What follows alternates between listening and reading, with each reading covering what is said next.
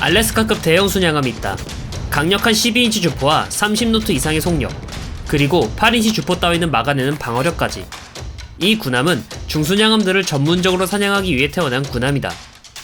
군축조약이 폐기된 이후 등장해서 그런지 어디 하나 모자란 부분이 없고 균형 잡혀있는 군함이지만, 문제는 태어나고 보니 태평양에 있던 중순양함들은 전부 용궁으로 가버렸고 본래 목적을 잃어 계륵이 되어버렸다.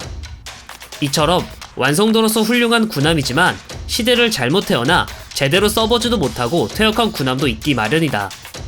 오늘의 주인공, 클리블랜드급 경순양함도 그중 하나다.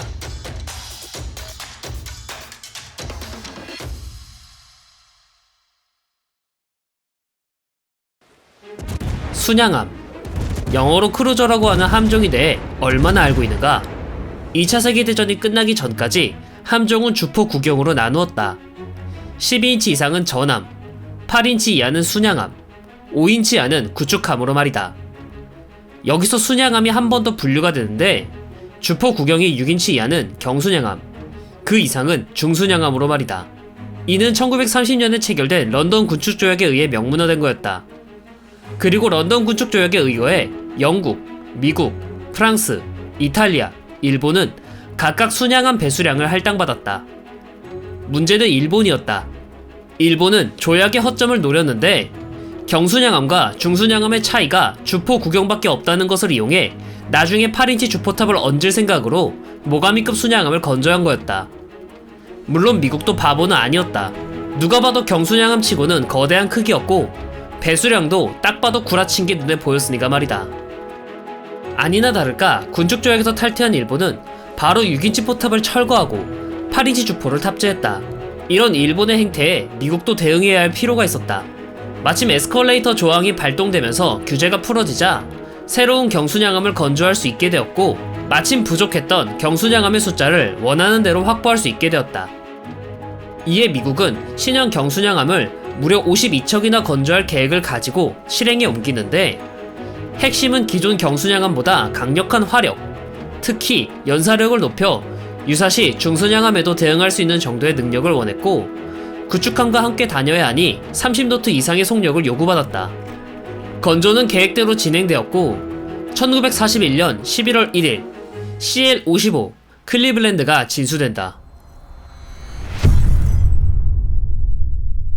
클리블랜드급 경순양함, 만재 배수량 14,358톤, 전장 185.4m, 폭 20.2m, 속력 32.5노트 10만마력, 무장 주포 3연장 6인치 47구경장 함포 4기, 5인치 38구경장 양용포 6기, 40mm 보포스 4연장 대공포 및 2연장 대공포, 20mm 오리콘 기관포, 장갑 측면 최대 127mm, 포탑 최대 165mm, 캐터펄트 2기 및 수상기 4기로 구성되어 있다.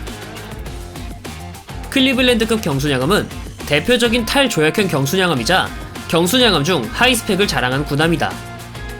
클리블랜드급이 건조되기 전까지 미국은 브루클린급과 세인트루이스급, 애틀란타급 경순양함을 가지고 있었다. 특히 주목할 점은 브루클린급, 세인트루이스급과 비교해 주포탑이 한 기 줄어든 점이다. 언뜻 보면 화력이 줄어 오히려 클리블랜드급이 더 약한 게 아닌가 생각할 수 있지만, 역배치 구조를 가진 브루클린급은 3번 포탑이 포각에 제한이 있었다. 그렇다면 모가미급 순양함과 비교하면 어떨까?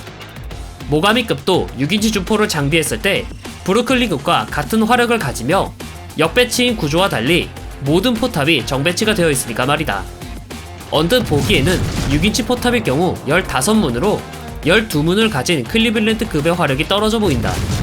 하지만 클리블랜드급의 3연장 포탑의 성능 하나는 확실했다.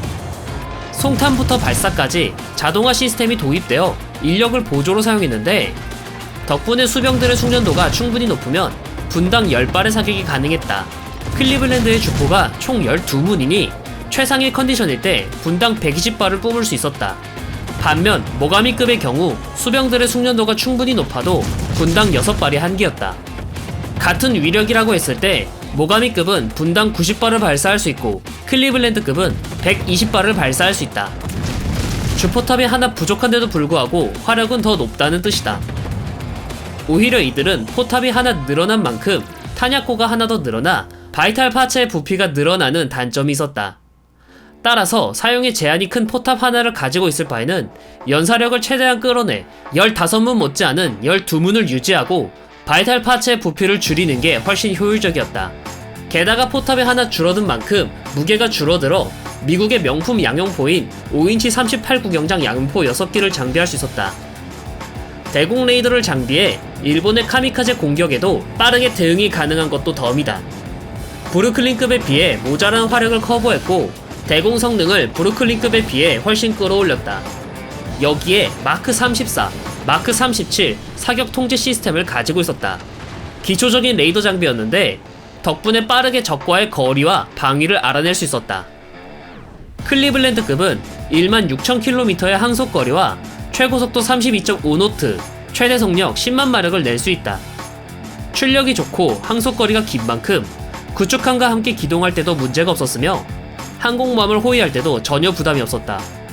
장갑 또한 6인치 포탄 정도는 충분히 대응 방어가 가능한 정도의 강도를 가졌다. 이처럼 클리블랜드급 경순양함은 이전에 보유하던 경순양함과 비교했을 때 스펙이 떨어지는 것처럼 보이지만 실상은 업그레이드였다. 일본이 개함 우월주의에 입각해 타국의 동급 군함 대비 같거나 높은 스펙을 가져야 한다고 하며 스펙 딸딸이를 치는 동안 미 해군은 내실을 다진 셈이다. 이처럼 클리블랜드급 경순양함은 당시에 가질 수 있는 기술을 아낌없이 투자해 만들어진 군함이며 내실이 탄탄한 군함이라고 할 수 있다. 이 사실은 단순히 설계상으로만 봤을 때로 그치지 않는다. 클리블랜드급 자매는 제39 임무부대로 솔로몬 전역에 배치되었는데 이들의 임무는 부겐빌 섬에 상륙한 미 해병대를 지원하는 거였다. 당연히 이를 두고 볼 수 없었던 일본군은 연합습격 부대를 파견했고 이들의 규모는 중순양함 2척과 경순양함 2척으로 이루어진 함대였다. 상식적이라면 중순양함이 포함된 일본 함대가 훨씬 유리하였으나 지휘관 메릴 제독은 교전 거리를 15km에서 18km 사이를 유지하도록 명령해 주포 화력은 최대한 살리면서 피해는 최소화할 수 있는 거리를 유지했다. 클리블랜드급 또한 분당 10발의 화력은 어디 가지 않아서 거리를 유지하면서 사격을 가한다. 그 결과 8인치 주포의 위력도 반감돼서 덴버가 피탄당하긴 하지만 큰 피해 없이 전투를 계속할 수 있었다. 물론 이 거리에서는 6인치 포탄의 위력도 많이 경감돼 치명타를 주긴 힘들었지만 일본군은 경순양함 한 척과 구축함 한 척이 침몰한 반면 미국은 덴버가 약간의 손상을 입고 구축함 한 척이 대파낸 것에 그친다. 경순양함도 제한적으로 중순양함과의 교전을 할 수 있다는 게 증명된 거다. 이후 솔로몬 제도에서 제공권 및 제해권을 모두 확보한 미군은 사이판 섬으로 진격하고 사이판 섬 앞에서 필리핀의 해전이 벌어진다. 이 해전에서 클리블랜드급들의 5인치 양용포와 대공포들이 불을 뿜었고 항공모함을 지켜낼 수 있었다. 그리고 레이테만 해전 당시 수리가오 해전에서 화력 지원을 하는 등 경순양함으로써 자신의 역할에 최선을 다한다. 이후에도 필리핀 곳곳에 있는 일본군 진지에 해안 포격을 가한다. 1945년이 되면서 미군은 이오지마에 상륙을 시도했고 클리블랜드급들도 항공모함과 함께 이들을 지원한다. 문제는 이때부터 카미카제 공격이 심해지게 되는데 가장 큰 피해는 구축함이 겪게 되지만 클리블랜드의 피해도 절대 작지는 않았다.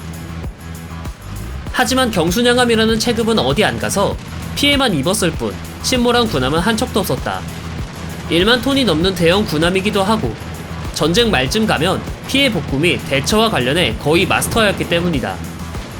하지만 전쟁이 끝나고 난 뒤 클리블랜드급들은 얄짤없이 조기 퇴역의 길을 걷게 된다. 사실 클리블랜드급은 등장 시기부터 조금 애매한 감이 있었다. 물론 6인치 함포 12문을 분당 최대 10발을 뿜어내는 등 스펙에서는 나무랄 것이 없지만 시대는 항공모함의 시대가 되었고 공중전이 메인이 되어 당장 전함들도 설 자리를 잃어버린 시대였다. 물론 수상함과의 교전은 유효했기 때문에 쓸모가 없지는 않았지만 일본에게 남아있는 경순양함이 얼마 없다는 점이다. 클리블랜드급과 동시기에 나온 군함은 모가미급인데 모가미급도 전쟁이 시작되기 전에 모두 8인치 주포로 교체해버려 일본의 경순양함들이 통째로 사라져버려 1930년대에 건조된 구식 경순양함만이 남아있었다. 물론 이들은 주포가 약한 대신 일본이 자랑하는 산소어뢰로 무장해 결코 얕볼 상대는 아니지만 그들은 주로 수레전대에 배치되어 있었고 이들을 1차적으로 방어하는 군함은 애틀란타급과 브루클린급이었다. 그렇다고 8인치 순양함들과 맞붙자니 아무래도 6인치 주포의 화력에 못 믿어왔다.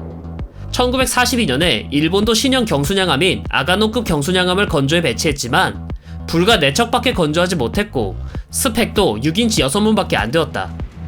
물론 클리블랜드급을 방공 순양함으로 사용해도 되었지만 미국 군함은 전함부터 구축함까지 양형포로 도배되어 있어 대공 교전이 가능하니 여기서도 자신만의 고유한 자리를 차지할 수 없었다.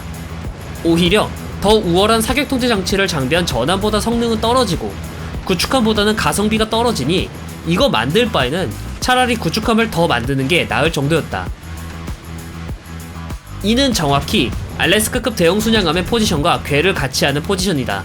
알래스카급 대형 경순양함도 일본군의 중순양함과 교전 시 우위를 차지하기 위해 건조되었지만 자랑하던 중순양함들이 항공모함의 공습에 전부 용군 가거나 항구에 짱 박혀버려 바다에 나오지 못했으니까 말이다. 즉 태어날 때부터 전장에서 사용하기 애매한 계륵 같은 존재였고 쓸데없이 고퀄리티인 감이 있었다. 그래서 클리블랜드급은 건조 자체가 연기되는 경우도 많았고 52척이 계획되었지만 27척만 건조한 거다. 게다가 항공모함의 수요가 폭발적으로 증가했고 빠르게 보급해야 할 필요가 생겨 9척의 클리블랜드급들은 항공모함으로 개조한다. 이게 인디펜더스급 경항공모함이고 태평양 해역 곳곳에 빈 공역을 지원할 수 있었다고 한다. 인디펜더스급 경항공모함도 전쟁이 끝나자 쓸모가 없어져 곧바로 퇴역하게 되는 군함 중 하나가 된다. 하지만 모든 클리블랜드급들이 조기 퇴역한 건 아니었다. 6척의 클리블랜드급들은 미사일 순양함으로서 개조를 받았고 초기 대공 미사일인 테리어 등을 사용해 테스트를 진행했다고 한다. 현재는 리틀록이 박물관 함으로 남아 그 흔적을 간직하고 있다. 여담으로 클리블랜드급 선체 중에서 가장 오랫동안 취역을 한 군함은 USS 카봇이다. 전쟁 후 인디펜더스급 항공모함을 처분하던 미국은 스페인에게 USS 카봇을 판매했고 스페인 해군의 최초 항공모함으로서 데달로라는 이름으로 취역한다. 대잠전을 위한 헬리콥터들을 많이 탑재했고 해리어 등의 전투기를 탑재해 1989년까지 운영했다고 한다.